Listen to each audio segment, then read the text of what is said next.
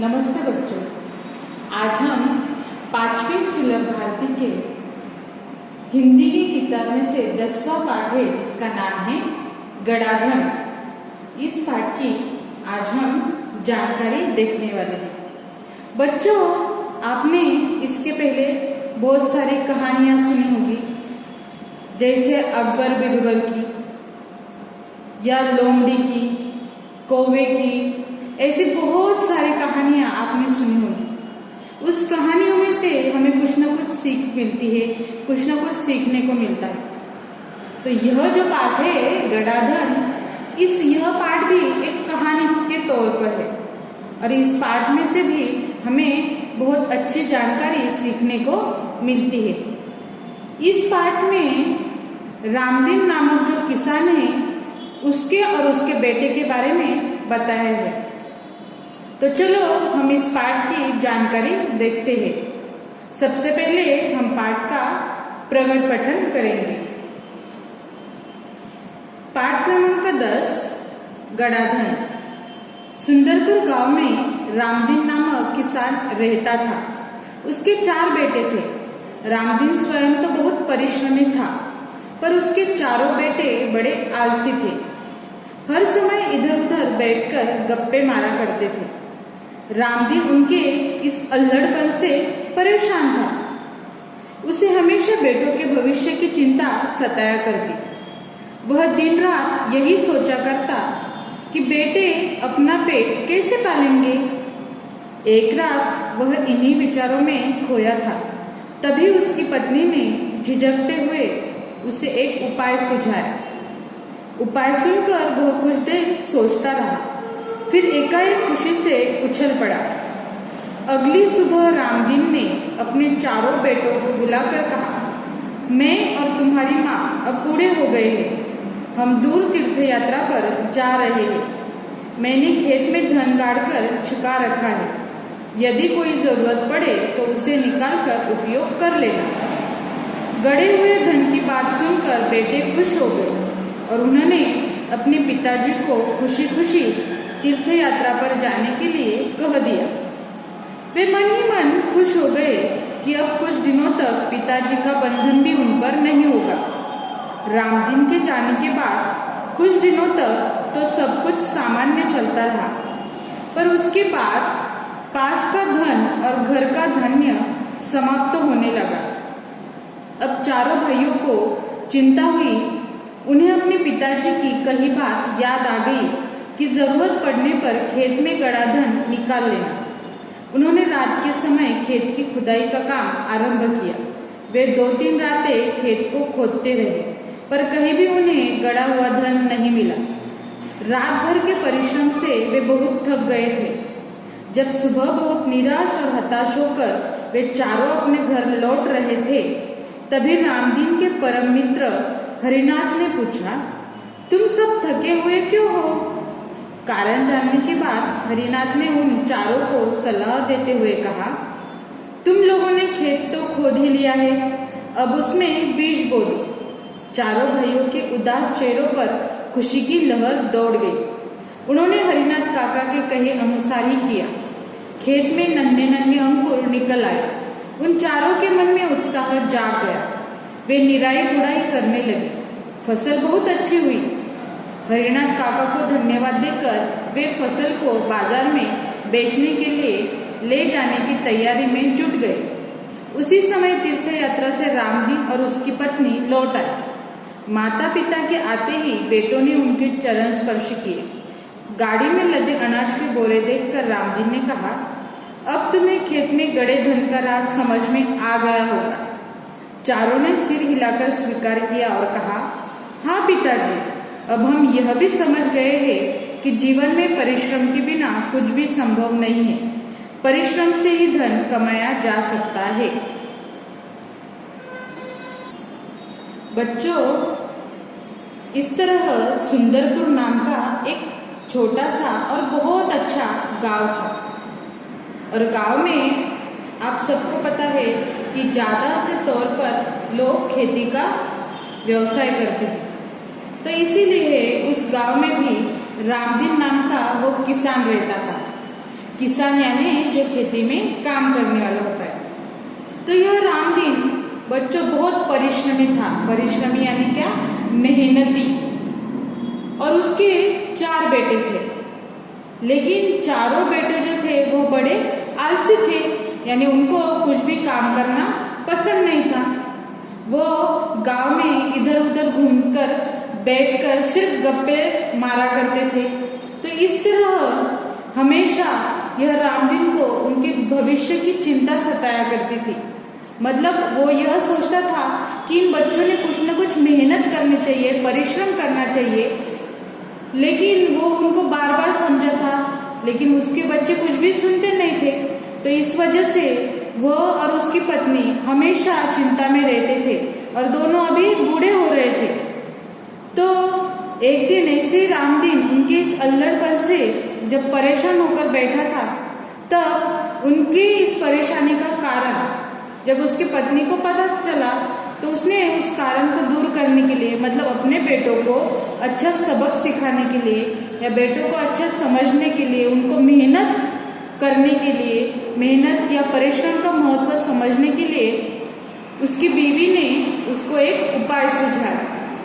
जैसे रामदीन को अपने बीवी का उपाय पसंद आया, उसे यह सुनकर बहुत खुशी हो गई और एकाएक वह खुशी से उछल पड़ा, मतलब बहुत खुश हो गया।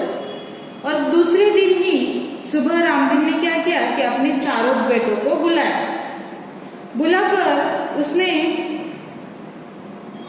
चारों बेटों को कहा कि अब मैं और तुम्हारी माँ बूढ़े हो गए हैं, हम कहीं दूर तीर्थ यात्रा पर जा रहे हैं। मैंने खेत में धन गाड़कर छिपा रखा है, यदि कोई जरूरत पड़े तो उसे निकालकर उपयोग कर लेना। इस तरह बच्चों रामदीन ने अपने बच्चों को बताया यह बात कि मतलब अगर हम तीर्थ यात्रा पर चले भी गए कुछ दिनों तक, अगर आपको कुछ भी परेशानी आ गई, आपको कुछ धन की जरूरत पड़ी, तो मैंने खेत में धन गाड़कर छिपा रखा है, आप उसे निकालकर उपयोग कर लेना। अभी यह जब बात उसके चारों बेटों ने सुनी तो उन्हें बहुत खुशी हो गई। वो मन ही मन बहुत खुशी से उछल पड़े। मतलब उनको इस बात की खुशी हो गई कि अभी पिताजी और माँ दोनों भी तीर्थ यात्रा पर जा रहे हैं, मतलब हम पर किसी का बंधन नहीं होगा, कोई हमें डांटने वाला भी नहीं होगा, हम अपनी मर्जी के मालिक हैं। अभी हम अपनी मर्जी से अपनी जिंदगी कुछ दिनों तक जिएंगे। ऐसा वो सोचकर खुशी खुशी मन में उनको बहुत खुशी हो गई। जैसे ही वो दोनों, उनके माता पिता रामदीन और उसकी पत्नी, यह दोनों जब तीर्थ यात्रा पर चले गए, तब कुछ दिनों तक बच्चों उनका जीवन, उसके चारों बेटों का जीवन सामान्य चलता रहा। मतलब आए दिन जैसा वो पहले बिताते थे वैसे ही इधर उधर घूमना, गप्पे लड़ाना, घर आना, खाना खाना, बैठना, इसी तरह उनका हर दिन चलता रहा। लेकिन अभी एक एक करके दिन गुजर रहे थे और जो धन घर में था, मतलब जो पैसा रामदीन ने घर में रखा था, अभी वह भी खत्म हो रहा था। घर में जो धान्य था, जो अनाज था खाने के लिए, वह भी समाप्त हो रहा था। अभी यह देखकर चारों भाइयों को अभी इस बात की चिंता होने लगी कि अब ये खत्म हो रहा है, अभी हम क्या खाएंगे, पैसे किधर से लाएंगे। जब इस बात से चारों भाई क्या हो गए, परेशान हो गए। और तभी उस वक्त उनको अपनी पिताजी ने जो बात कही थी तीर्थ यात्रा पर जाने से पहले, वो बात उनको याद आ गई। तुरंत वह चारों भाई खेत में, उसी रात खेत में खुदाई करने के लिए चले गए। चारों भाइयों ने खेत में खुदाई को आरंभ कर दिया। ऐसे बच्चों 2-3 रातें बीत गई, वो खेत खोदते रहे, लेकिन कहीं पर भी किधर भी उनको धन नहीं मिला। उनको लगा अभी पिताजी ने कहा है, मैंने खेत में तो धन गाड़कर छिपा रखा है, अगर जरूरत पड़ी तो निकाल लेना। यह सोचकर उन्होंने पूरा खेत खोद लिया, उसकी खुदाई कर ली, लेकिन कुछ भी उनको हाथ नहीं मिला। अभी यह रात भर के परिश्रम से, मेहनत से वो चारों भाई बहुत थक गए थे और जब सुबह निराश और हताश होकर वो घर लौटे थे, तो तभी उस वक्त बच्चों रामदीन के परम मित्र थे, मतलब बहुत अच्छे दोस्त थे, जिनका नाम था हरिनाथ। तो हरिनाथ को रामदीन के चारों बेटों के बारे में बहुत अच्छे से जानकारी थी। तो उनको चारों बेटों को उदास देखकर हरिनाथ ने पूछा कि क्या हुआ, तुम सब थके क्यों हो। तब चारों भाइयों ने इसका कारण बताया। जब यह कारण हरिनाथ ने जाना तब उसने चारों भाइयों को एक सलाह दी, यानी एक सुझाव दिया, अच्छी बात बताई। उसने कहा कि ठीक है, अगर तुम लोगों ने खेत तो खोद ही लिया है, उसमें आप लोगों को कुछ नहीं मिला है तो ठीक है, लेकिन अभी क्या करो, इतना खेत आपने खोदा है तो उसमें क्या करो, बीज बो दो। और चारों भाइयों के जो चेहरे इतनी देर से मतलब उदास थे, निराश थे चारों भाई, तो यह हरिनाथ की बात सुनकर वो थोड़ा उनके चेहरे पर खुशी आ गई, मतलब उनको बहुत आनंद होगा। और उन्होंने हरिनाथ ने जो बताया उसके अनुसार ही खेत में बीज बो दिया। फिर अभी कुछ दिनों के बाद उस खेत में नन्हे नन्हे अंकुर निकल आए। फिर उसके बाद उस अंकुर को देखकर उनको और उत्साह आ गया काम करने का। फिर उन्होंने निराई गुड़ाई का काम किया। फसल इसके वजह से क्या हुई, बहुत अच्छी बढ़ गई। और फिर हरिनाथ काका को उन्होंने बहुत धन्यवाद दिया, और जो फसल उनको मिल गई उसको बेचने के लिए वो बाजार ले जाने की तैयारी में इकट्ठा हो गए। तभी उसी वक्त उसके उन चारों बेटों के माता पिता यानी रामदीन और उसकी पत्नी तीर्थ यात्रा से लौट के आए। चारों बेटों ने अपने माता पिता के आशीर्वाद लिए, चरण स्पर्श किए, और जब रामदीन ने उसी वक्त गाड़ी में बहुत सारे अनाज के बोरे देखे तो उसने कहा कि अब तुम लोगों को खेत में गड़े धन का राज समझ में आ गया होगा। यानी बच्चों, रामदीन ने यह उनको क्यों बताया, वजह यह थी कि धन की वजह से उनको जब कमी पड़ेगी धन की, पैसों की, तो यह जरूरत पड़ने पर जरूर खेत को क्या करेंगे, खुदाई करेंगे। तो इसकी वजह से क्या होगा, उनसे मेहनत होगी, परिश्रम वो करेंगे और उनको मेहनत का महत्व समझ में आ जाएगा। तो इसी वजह से यह सब जो है यह रामदीन ने किया होता है।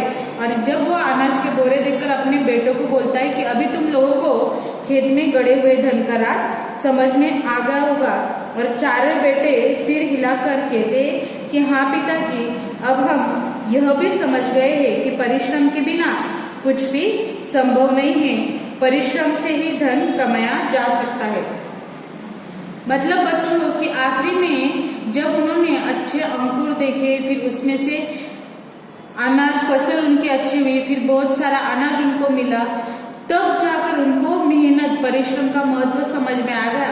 और आखिरी में उन चारों बेटों ने ही रामदीन से कहा कि आपसे हम सीख गए हैं कि परिश्रम से ही धन कमाया जा सकता है।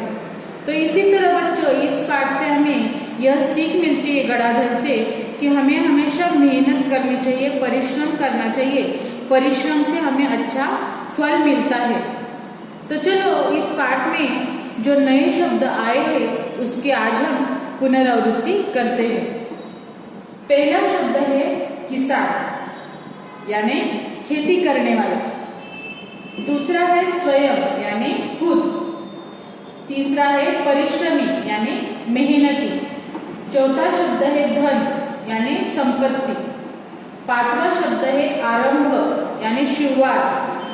छठवां शब्द है उदास यानी हताश। सातवां शब्द है चिंता यानी परेशान। आठवां शब्द है समय यानी वक्त।